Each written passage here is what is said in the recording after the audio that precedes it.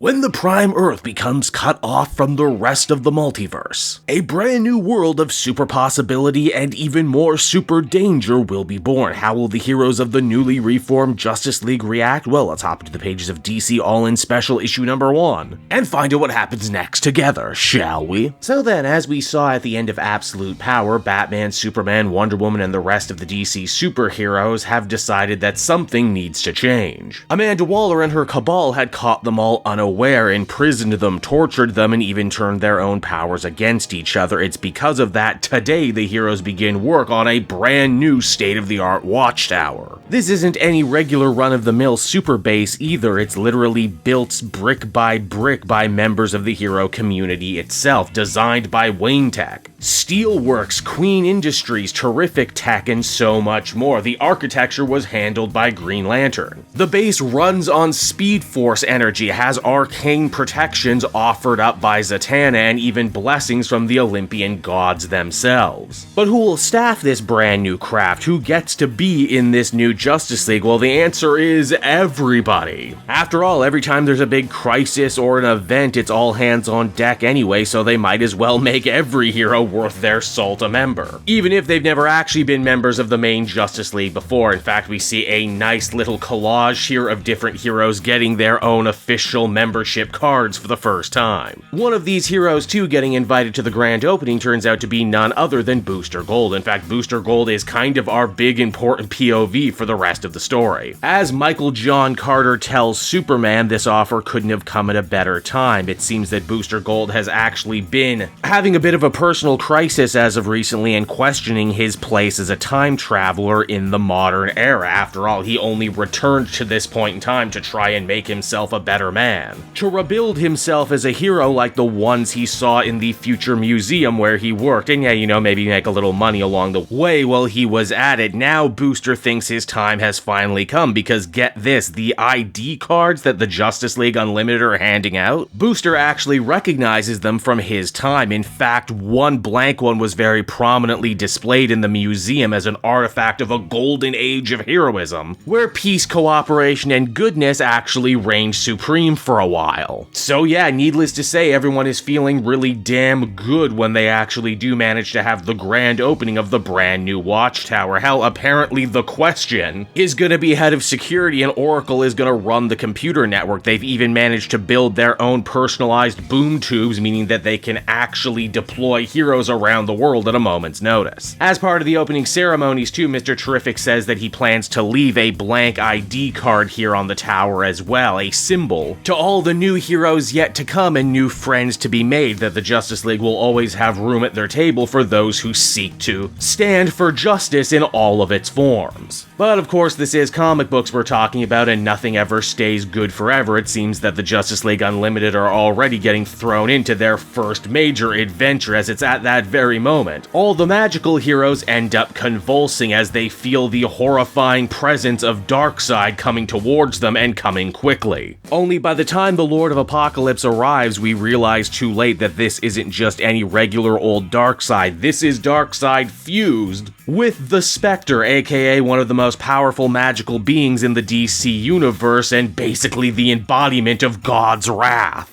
Darkseid was hard to beat even for the entire Justice League on a good day, but now he is essentially death incarnate. But why has he come here now, you might be wondering, and what does he want? Well, he speaks quite cryptically about wanting answers, basically about how the entire Earth has been cut off from the rest of the multiverse, and for some reason it seems to be causing him a great deal of distress. The heroes quickly jump into action to try and defend their new station, home from Darkseid. It's an uphill battle, as this new god is playing on a completely different level right now. Zatanna and the other magical heroes form a circle to try and create a magical sigil to protect Superman from the Spectre's power, in hopes that that would be enough to level the playing field in this fight, and indeed it is. Superman ends up tanking an entire Omega Sanction, which in and of itself is a pretty amazing feat, but it's what happens after that's interesting. Darkseid disappears and seemingly the Earth itself is split. No one completely understands why, or even why Darkseid showed up in the first place. Batman and the others even reach out to Orion, Darkseid Darkseid's son and fellow New God. Together, they're able to riddle out that Darkseid and the ensuing battle seemingly created some sort of tear in the space-time continuum, which, are certainly never good. Then there's the matter of that blank ID card. Well, apparently it absorbed a bunch of Darkseid's own personal energy and has now become an odd, corrupted portal to an unspoiled Alpha Earth. In fact, this isn't even the first time we've heard about the Alpha Earth. It was actually mentioned not long after the defeat of Perpetua in Scott Snyder's Justice League. And why, yes, Scott Snyder did indeed help co-write this story too. The heroes figure that Darkseid must have gone to this new Earth and that they need to follow after him. The only problem is that no one can really go through the portal unless they are supercharged by tachyons, aka are themselves time travelers. It's right here that Booster Gold really ends up earning his stripes and coming in clutch as he heroically volunteers himself for what is no doubt an incredibly dangerous mission. The League feels pretty comfortable that so long as Booster is able to keep in contact with his robot buddy Skeets, then they'll be able to pull him out. And that sending him to this new pocket universe is really just a fact-finding mission. Of course, Booster isn't in this new world for more than a few minutes when he ends up getting separated from Skeets. But what does he find on the other side? A whole other Earth not unlike our own, only this one has been corrupted from years of rule under Darkseid. In fact, his Omega symbol is everywhere to be seen. And it's not long before Booster ends up getting ambushed by Darkseid's entire Omega Legion. Evil and twisted versions of characters that may already look familiar to you. Now, this is where the main story ends, but this is the cool thing about this DC All-In Special. It's actually 2 comics for the price of 1. You see, you flip the book around, and this time you actually get to see the whole story again, but from Darkseid's own perspective. It would seem that 52 days ago, and of course it would be 52, Darkseid felt the pulse from this Earth getting cut off from the rest of the multiverse, and it ended up putting him into one hell of a spiral. The Lord of Apokolips was filled with a hunger the likes of which he had never felt before, an undying need to try and understand, and because of that he moved heaven and earth, gathered equipment from both the past, present, and future, to construct a god machine that he would hope would give him the answers to his burning question. Well, actually, it was more than a god machine, it was a miracle machine. One that demanded blood to bond with its user in order to function. Things got so bad on Apokolips that Calabac, Granny Goodness, and the others even thought that Darkseid had fully gone insane. They raised an entire army of super soldiers called Paradevils, much stronger than the regular Parademons, in hope that it would convince Darkseid to give up this mad obsession, and instead strike at Earth while the heroes were depowered and weak. But Darkseid would not have it. In fact, he would end up turning against his own family and followers, sacrificing Calabac to complete the machine. But that turned out to be just phase 1 of a much bigger plan, as Darkseid would end up tearing up the entire known universe in search of the Spectre, an all-powerful cosmic being that Darkseid figured would be the only person to guard these answers. At first, Darkseid looks for the Spectre in hell, destroying legions of demons to the point where even Blaze has to try and beg and offer a truce. Darkseid turns down her offers of a hellish army and ends up destroying them before eventually taking on the angelic hosts of heaven, including Zariel. Zariel the angel offers Darkseid what the angels assume every being wants, peace and absolution, but once again, Darkseid turns it down, calling it all one giant illusion. Even Eclipso, one of the DC Universe's oldest and most powerful supervillains, is no match for Darkseid on a rampage.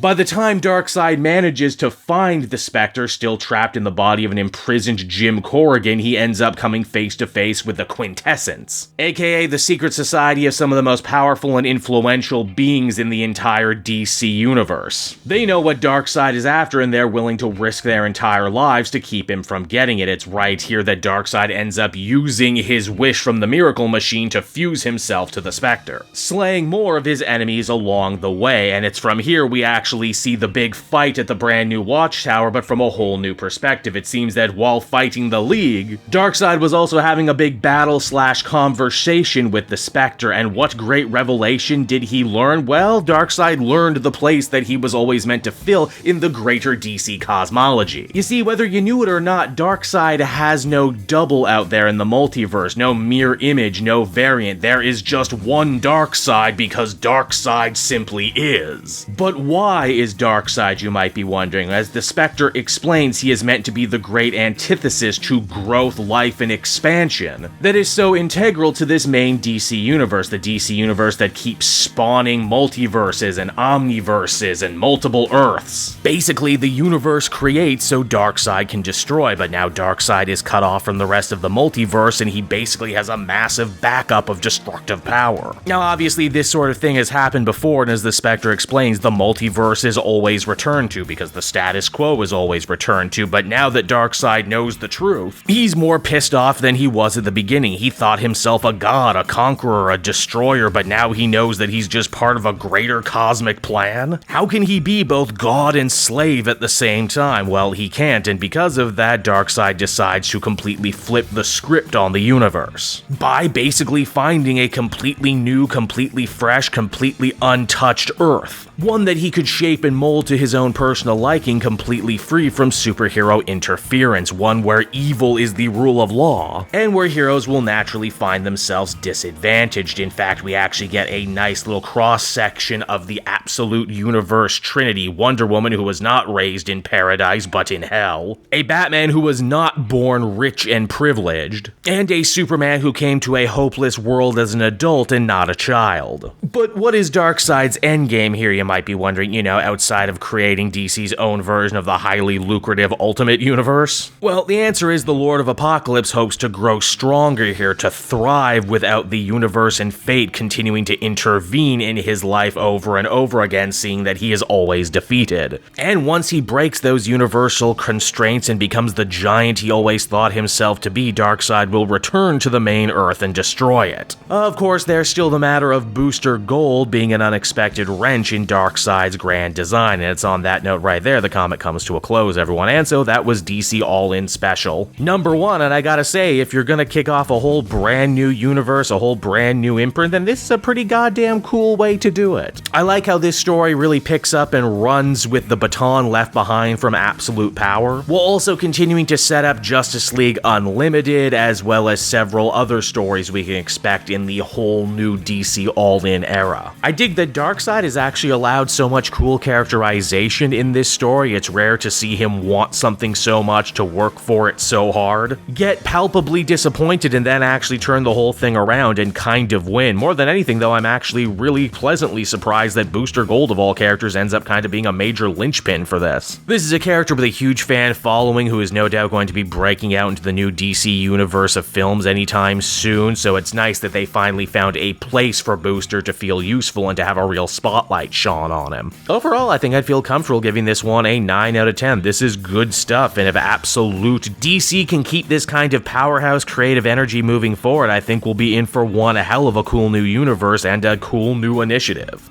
Hey there everyone, it's your pal Cape Joel again, and if you're seeing my face right now, that means you watched to the end of the video, and I'll always be grateful for that. Retention helps in this crazy YouTube game, and so does becoming a patron. If you head on down to the description, you can find a link to my Patreon page. Recently just redid all the tiers, a lot of cool stuff offering up there, exclusive commentaries, exclusive polls, behind the scenes concept art for Capes and Quest. That's the brand new D&D show I've started soon. Never been a better time to become a patron. You can become a patron for as little as $1 a month and help the channel grow and, help me continue to deliver content like what you just saw. So I want to thank you all, and I will see you again next time. Bye-bye.